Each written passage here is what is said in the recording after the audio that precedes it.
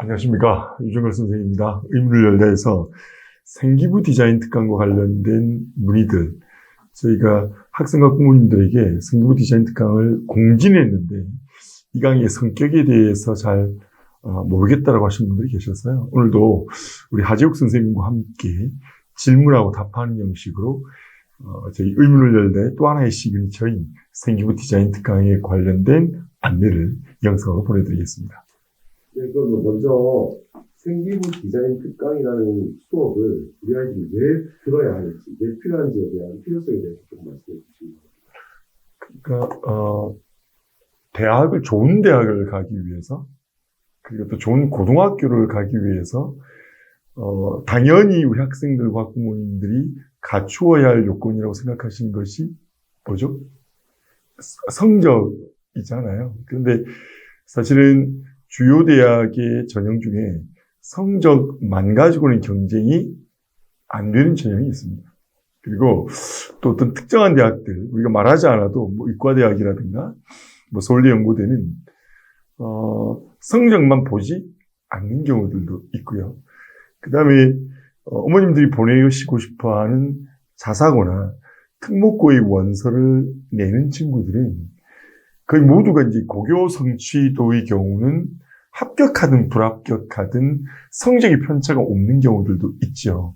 그래서 특목과 자사하고는 좀 차이가 있습니다만은 생기부라는 요소가 고입에, 대입에 반영이 되니까 좋은 고등학교를 가겠다고 한다면, 그리고 좋은 대학을 가겠다고 한다면 생기부를 몰라서는 안 되니까요. 그래서 생기부와 관련된 공부도 필요하다. 이것이 착한 선행이다. 이런 겁니다.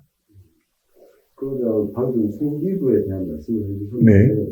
우리 학부모님들 중에 생기부라고 하는 것에 대한 정확한 의미를 완벽하게 아신다? 이렇게 말하기는 좀 어려우실 것 같은데, 생기부에 대한 얘기를 좀 들려주시면. 그러니까 생기부의 풀네임은 학교생활 기록부잖아요. 그래서 어떤 분들은 학생부, 어떤 분들은 생기부를 합니다. 그러니까 생기부를 구성하고 있는 항목들이 어떤 것들이 있다. 뭐 이것까지 말씀드릴 이유는 없을 것 같고, 입시에서 특히 뭐 자사고나 대입에서 반영되는 항목들이 좀 있죠. 이른바 창체활동, 자율활동, 동아리활동, 봉사활동, 진로활동, 그리고 고교학점제, 그리고 그 최근에 대학과 자사고에서 가장 중시하게 해준 요소인 교과, 세부능력 특기사항, 그리고 행동 특성이 있죠. 그런데 뭐 생기부가 이렇다라는 게 중요한 게 아닌 것 같아요.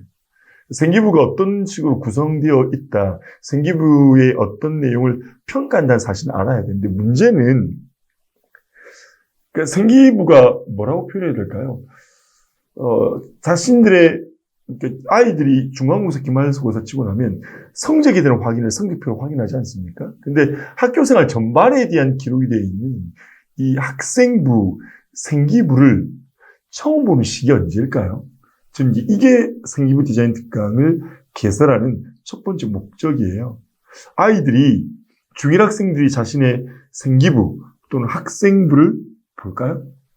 중1 중에 내 학생부를 내가 펼쳐봤다. 어떤 부분이 강점이고 어떤 부분이 약점이라는 걸 펼쳐본 친구 보셨을까요? 중2는요? 중2도 거의 없어요. 이 방송을 보고 계시는 어머님들 입장에서 한번 보세요. 내 생기부 1년 동안 학교 생활이 끝났어. 그러냐면 생기부를 살펴볼까? 학생부를 살펴볼까? 해보신다. 그러면 처음으로 생기부를 살펴보게 된 때가 언제입니까? 특목고나 자사고를 진학하겠다는 친구들입니다. 그 대부분이 3학년 1학기가 끝나고 난 뒤에 생기부를 보죠. 그리고요, 특목고나 자사고 진학에 도전하지 않은 친구들은 어떻게 돼요? 고등학교 때도 자신의 생기부에 대해 별로 관심 없이 좋은 생기부를 만들기 위해 특별한 노력을 하지 않은 채 지나가죠. 그리고 이제 고3이 되어서 입시를 하려고 생기부를 들여다보았더니, 고입을 준비하는 과정에 생기부를 들여다보았더니 이거 참 낭패를 겪게 되는 사례들이 너무 많아요. 어떤 사례들이 있었는지를 제가 여기서 일일이 말씀드리지 못할 텐데, 예를 들어 생기부 행특, 인성과 관련된 부분에 행특에 친구들과의 갈등이 잦은, 이런 기록이 있습니다. 규칙 준수의 소홀함, 이런 게 있고요. 고2 때와 고3 때의 자율활동과 진로활동이 그대로 복붙된 경우도 있고요.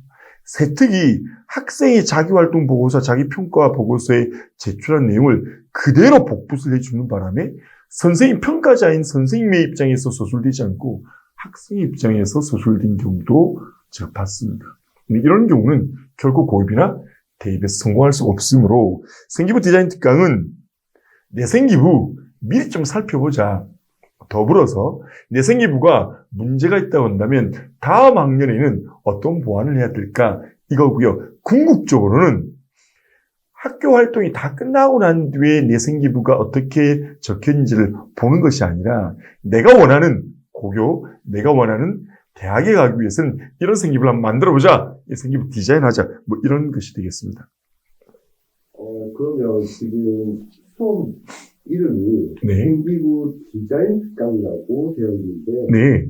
생기부 컨설팅이라는 말을 좀 왕왕 네네. 왔는데 디자인이라는 말을 사용하는 학교는 거의 처음이라고 네네. 생각합니다. 그러면 왜 컨설팅이 아닌 디자인이라는 표현을 쓰셨는지 디자인이라는 단어 안에 담겨진 원장님의 의도는 어떤 것인지 한번 네, 아주 좋은 질문 같아요. 역시 그 어머님들도 얘기하신 것 같은데요. 그러니까 고교학점제에서 가장 중요한 요소를 학점에 초점을 맞추고 있는 것 같고, 2025부터 내신 등급이 5등급이 된다. 여기에 이제 대부분의 관심들이 쓰여 있어요. 그런데 제 지난주 토요일 수업이었습니다. 제 고전시간 특강 시간에 한 수명 정도 친구들이 함께 공부를 하고 있는데, 제가 모 고등학교에서 그 고등학교를 1등으로 들어갔고, 고등학교에서 이제 1등을 하고 있는 친구에게 물었어요. 너 올해 수업 시간에 발표를 몇 번이나 했니? 라고요? 몇 번이나 했을까요? 몇 번이나 했을까요? 그 아이 대답이 걸작입니다. 셀 수 없이 많이 했습니다. 그 아이는 왜 발표를 셀 수 없이 많이 했을까요? 이제 오늘 아이들이 집에 돌아오면 아이에게 물어보십시오. 넌 이번 학기에 발표를 몇 번이나 했니? 발표가 특정 아이들에게 집중이 돼요. 왜냐하면 발표를 하려면 발표 전 단계가 필요하거든요. 어떤 경우에는 보고서를 써야 되죠. 보고서를 쓰고 선생님이 발표할 친구들을 찾을 겁니다. 그 친구는 발표를 위해서 PPT도 만들어야 돼요. 그리고 발표 원고도 만들어야 되거든요. 그런데 교과 내신 성적을 따기 위해서 열심히 노력하는 아이들이 이 같은 세특 활동이라든가 교내 활동을 하기 위해 준비한 시간을 내야 된다고 생각할까요? 그렇지 않아요. 내신 점수 따야 되는 이건 어떻게 해요? 그런데 생기부의 중요성을 아는 친구들은 수업 시간에 본인이 발표하고 발표하기 위해서 만든 보고서와 PPT가 원고가 세특의 생기부에 기재된다는 사실을 알아요. 그러니 이 아이들은 학기가 시작될 때부터 특히 중간고사 끝나고 기말고사 사이에 기말고사까지 수행평가 많잖아요. 기말고사 끝나고 난 뒤에 이런 활동이 많잖아요. 이게 본인의 좋은 생기부를 만들 수 있는 기회라는 사실을 미리 알죠. 그래서 어떤 친구들은 기획해요. 국어, 영어, 수학, 사회과학을 일정한 키워드로 또는 자신의 진로와 관련해서 어떤 경우는 교과 세특의 내용을 창체활동과 연계지어서 겉으로 드러날 때는 그러지 않은데 그런 친구들도 있거든요.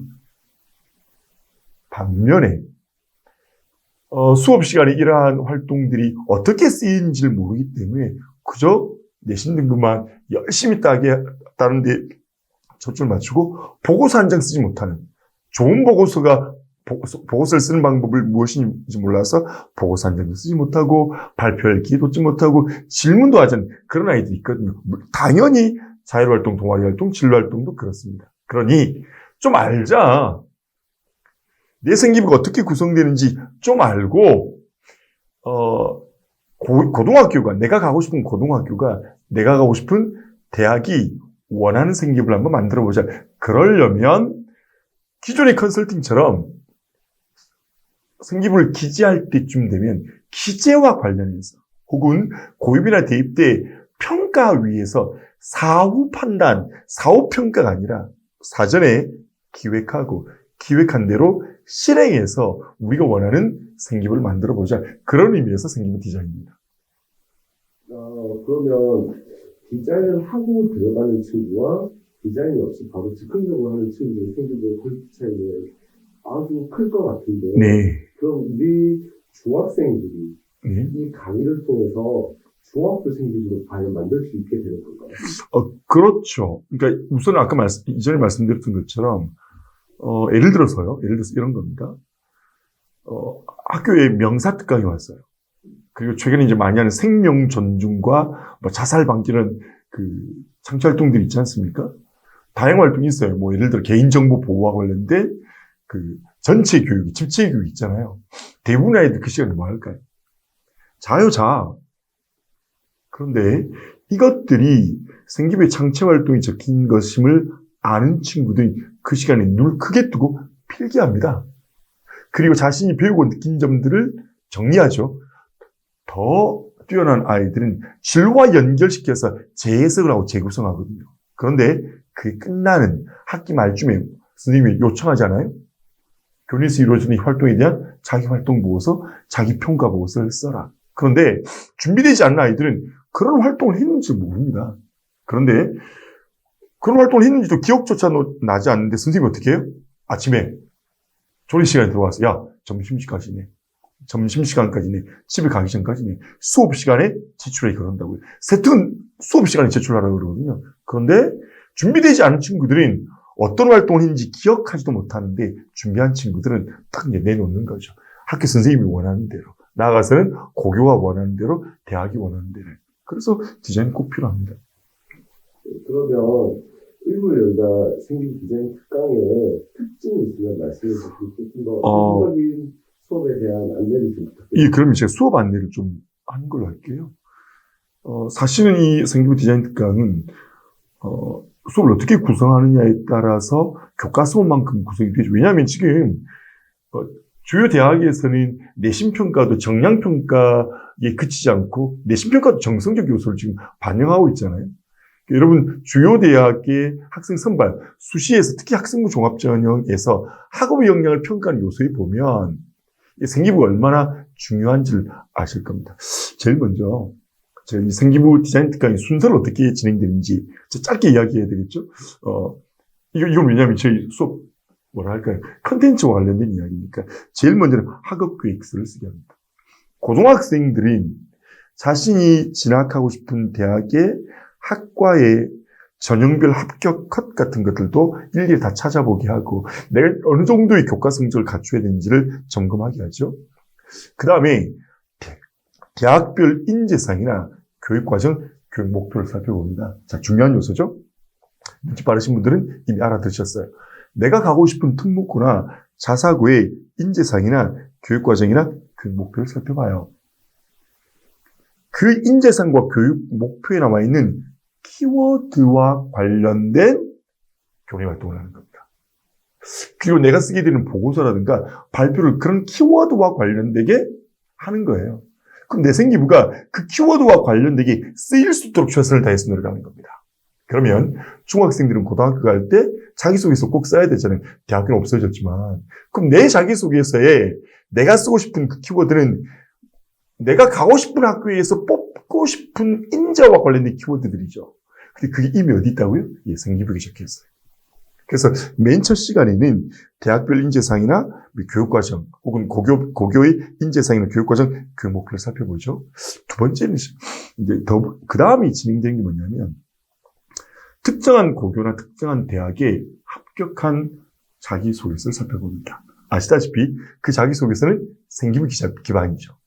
그러니까 그 자기소개 합격 자소서를 살펴본다는 건 합격한 친구들의 생기부의 면면을 살펴본다는 겁니다.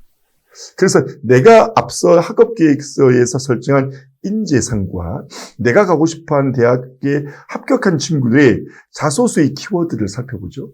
그 다음에 면접 후기도 살펴봐요. 면접 역시 공통 면접과 관련된 거 말고 서류 면접과 관련된 내용은 자기소개서와 생기부와 관련해서 면접이 나오거든요. 그래서 전국의 시도교육청에서 나온 면접 후기를 살펴봐요. 뭘 물어봤는가.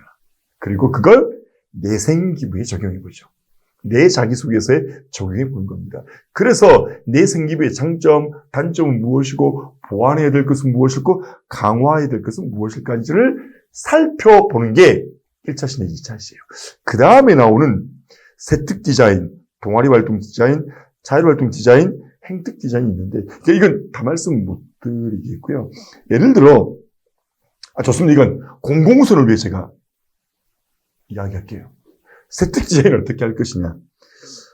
좋은 세특 디자인, 그러니까 수업 시간에 발표하고 토론하고 보고서 쓰고 하는 것과 관련해서 어떻게 하면 좋은 발표, 어떻게 하면 좋은 보고서의 자료를 어디서 가져오고 재구성할 것이냐잖아요. 키워드 중심으로 이야기합니다. 고교 국어 모의고사입니다. 고교 국어 모의고사의 제재가 인문, 사회, 과학, 기술, 예술이죠.